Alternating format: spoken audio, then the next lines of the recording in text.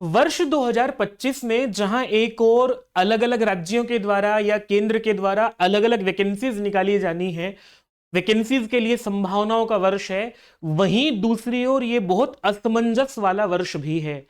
क्योंकि अगर किसी अभ्यर्थी को यह पता रहे कि फला समय पर वैकेंसी निकलेगी, इतने समय पर एग्जाम होगा, तो वो पहले से एक अपनी तैयारी को भी करके रखता है और उसका माइंड जो है वो उसका मस्तिष्क तैयार भी होता है कि मुझे इस वैकेंसी में चयन लेना है।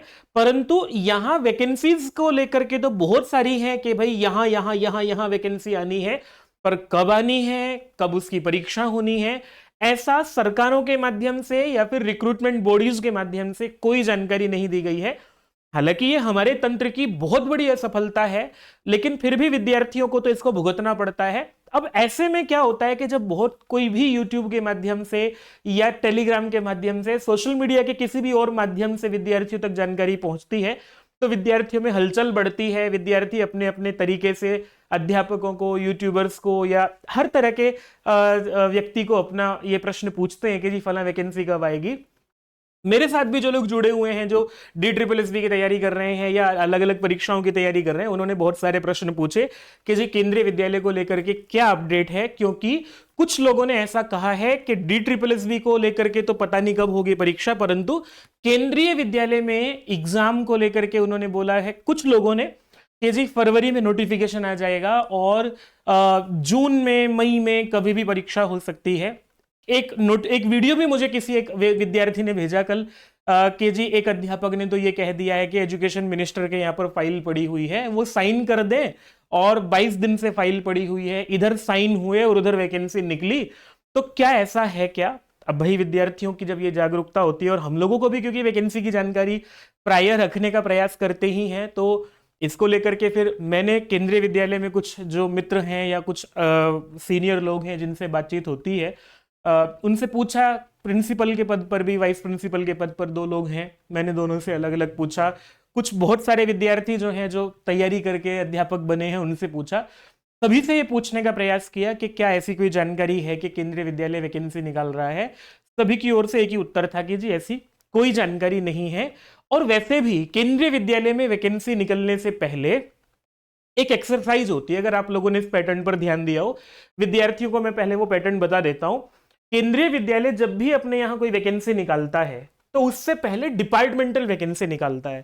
केंद्रीय विद्यालय में 2 तरह से भर्ती होती है। एक सीधी भर्ती होती है जिसे डायरेक्ट रिक्रूटमेंट कहते हैं, दूसरी डिपार्टमेंटल प्रमोशन के माध्यम से भर्ती होती है। कुछ लोगों को तो आयु के आधार पर या कितना समय केंद्रीय विद्यालय में काम करते हुए हो गया है, उसके आधार पर प्रमोशन कर दिया जाता है। उसके लिए एक अलग से प्रमोशन पोर्टल भी है। अगर आप लोग इसको लेकर के देखेंगे तो प्रमोशन पोर्टल पर जो है उनके लिए अलग से निकाल दिया जाता है। लेकिन जो दूसरा डिपार्टमेंटल एग्जाम जो होता है, अगर किसी व्यक्ति को अपना प्रमोशन चाहिए और डिपार्टमेंटल एग्जाम देकर के वो व्यक्ति अध्यापक बन सकता है। तो मैं आप लोगों को बताता हूं कि जैसे 2022 में पहले 2 नवंबर, क्योंकि केंद्रीय विद्यालय की वैकेंसी इससे पहले 2022 में आई थी, उससे पहले 2018 में आई थी, तो दोनों बार, और उससे पहले भी जब भी ये एक एक्सरसाइज ही होती है कि केंद्रीय विद्यालय मेन वैकेंसी निकालने से पहले लिमिटेड डिपार्टमेंटल कॉम्पिटिटिव एग्जामिनेशन के माध्यम से, LDC के माध्यम से नोटिफिकेशन निकाल करके अपने यहां वैकेंसी का पहले डिपार्टमेंटल नोटिफिकेशन निकालते हैं, और फिर उसके 1 या 2 महीने बाद दूसरा नोटिफिकेशन निकालते हैं जो कि मेन वैकेंसी को लेकर के होता है। जैसे कि ये नोटिफिकेशन निकला 2 नवंबर 2022 को, जो कि LDC वाला था। उसके बाद नवंबर के बाद दिसंबर में दूसरा नोटिफिकेशन निकाला, जिसमें कि जनवरी में परीक्षा हुई थी। ये वाला नोटिफिकेशन दिखाता हूं जो मेन वैकेंसी का नोटिफिकेशन है विद्यार्थियों, ये उसके बाद निकलता है। 1 महीने, 2 महीने, 2.5 महीने बाद ये नोटिफिकेशन निकलता है। जैसे कि 5 दिसंबर 2022 को मेन वैकेंसी के लिए नोटिफिकेशन आया था। तो भाई विद्यार्थियों, अगर फरवरी में ही नोटिफिकेशन आना है केंद्रीय विद्यालय का, तो उससे पहले डिपार्टमेंटल नोटिफिकेशन नहीं है। और डिपार्टमेंटल नोटिफिकेशन को लेकर के भी प्रक्रिया ऐसा नहीं है कि आंख खोली और डिपार्टमेंटल नोटिफिकेशन प्रकट हो गए। विभागीय स्तर पर पूरा डेटा मांग करके और उसका जो है वो पूरा का पूरा प्रक्रिया चलती है, और उसकी जानकारी विभागीय लोगों को होती है। और क्योंकि मेरे साथ तैयारी करने वाले अभ्यर्थी भी लगे हुए हैं और पहले भी बहुत सारे लोग हैं जो जानकारी वाले हैं, तो मैंने अपने सूत्रों के माध्यम से भी, जानकारियों के माध्यम से पता किया, तो केंद्रीय विद्यालय को लेकर के ऐसी कोई जानकारी विद्यार्थियों नहीं मिल रही है कि वहां वैकेंसी को लेकर के कोई प्रक्रिया है। हालांकि इस वैकेंसी को लेकर के जो जानकारी मैं आपको दे रहा हूं, इसके पीछे मेरा कोई ऐसा उद्देश्य नहीं है कि आपको हतोत्साहित करूं, आप अपनी तैयारी छोड़ दें। तैयारी तो करनी ही चाहिए, परंतु आप लोगों की एक आशा बन जाती है, फिर वो आशा लटक जाती है। आज एग्जाम होगा, आज नोटिफिकेशन निकलेगा। उत्तर प्रदेश में 2022 में नोटिफिकेशन निकला था, तब से लेकर के फिर आज एग्जाम होगा, आज एग्जाम होगा, आयोग बन गया है। मैंने बहुत सारी वीडियोस बनाई हैं, मैंने आप लोगों तक सारी सूचनाएं पहुंचाई हैं, पर सरकारों का तंत्र जो है वो इस तरह का है कि वहां ऐसी कोई ऑथेंटिक जानकारी दे पाना संभव नहीं होता है। मेरी जानकारी में और मेरे सूत्रों के माध्यम से भी, और मेरी एक्सरसाइज का जो ये जो केंद्रीय विद्यालय की एक्सरसाइज है उसके माध्यम से भी अभी ऐसी कोई जानकारी नहीं है विद्यार्थियों की निकट भविष्य में आपको केंद्रीय विद्यालय की वैकेंसी देखने को मिले। इसको जानकारी प्राप्त आप लोगों तक कराने का उद्देश्य सिर्फ इतना ही है। तैयारी तो करनी ही चाहिए, तैयारी कीजिएगा, लेकिन कोई ऐसी झूठी आशा पाल करके फिर आपको हतोत्साहित होना पड़े। दूसरी बात विद्यार्थियों, मैं आपको यह भी बता देता हूं, DSSB को लेकर के एग्जाम होने की संभावना क्या है। मैंने ही बहुत सारी वीडियो बनाई है कि अक्टूबर में हो जाएगा, हो सकता है, हो जाएगा तो खैर मैंने ना कभी कहा ना कहूंगा। नवंबर में संभावना है, फिर नवंबर दिसंबर में तो SSC के एग्जाम हो गए थे, अब इलेक्शन हो रहे हैं। DSSB के कर्मचारी जो हैं वो इलेक्शन ड्यूटी में भी लगे हुए हैं, और अभी हो भी नहीं पाएगी ऐसी कोई परीक्षा। और इस परीक्षा के होने में कोई और पेच हो उससे पहले कोर्ट के केसेस हैं, जो कि DSSB की अलग अलग वैकेंसीज पर अलग अलग केसेस हैं, और जब कोई वैकेंसी केस कोर्ट में होती है तो उसको लेकर के ना DSSB को पता होता है, ना कोर्ट को पता होता है, किसी को नहीं पता होता है कि ये एग्जाम कब होगा। केसेस अगर हटेंगे, केसेस हट करके फिर जो है वो ऑनलाइन माध्यम से परीक्षा होनी है, और ऑनलाइन माध्यम से परीक्षा होने में भी दिल्ली में ही परीक्षा होनी है। दिल्ली में परीक्षा होने के लिए ऐसा भी नहीं है कि दुनिया भर की लैब है, नोएडा में एक बड़ी लैब है, या 2 या 3 लैब हैं जिनमें परीक्षाएं होती हैं DSSB की विद्यार्थियों। तो SSC की परीक्षाएं जो हैं, SSC ने अपना कैलेंडर जारी कर दिया है पहले से ही, जहां DSSB को लेकर के ये सोचना पड़ेगा कि एग्जाम उनका कब होगा। SSC का अगर मैं आप लोगों को बताऊं, SSC में